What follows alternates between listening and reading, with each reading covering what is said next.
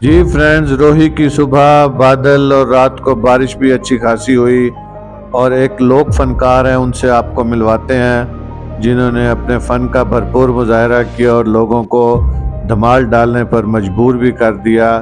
शुरू में कुछ उनका इंट्रोडक्शन कि अगर आप कभी उनको अपने किसी फंक्शन पर बुलाना चाहें, और उसके बाद ढोल की थाप के ऊपर उनके फ़न का मुजाहरा। Thank you. शहर है किथों दे रहण वाले वे? असां रोही चोलिस्तान किला दिरावर रहण वाले से रहमत अली डहा मेरा ना है। रहमत अली डहा। रहमत अली डहा। अच्छा, ते ताको कोई प्रोग्राम ते इनवाइट करना चाहे तो अपना मोबाइल नंबर दिसा देसो। 0300 पूरा 70 649 649।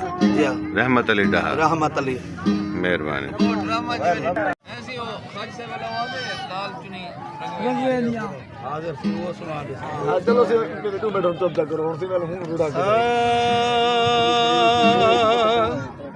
आवे कहीं नू हस हस यार मिले न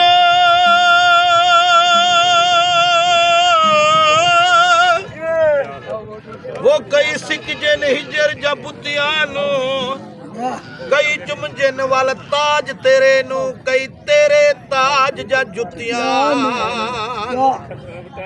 आवे कहीं दे होंदे भाग भले रे जा भाग जगावे सुतियां नू पीर फरीदा रब राजी सीवे जन्नत वाड़ देंदे फड़ कुतियां आवे पीर फरीदा रब राजी सीवे जन्नत वार देंदे फड़ कुतियां मैं लाल चुनी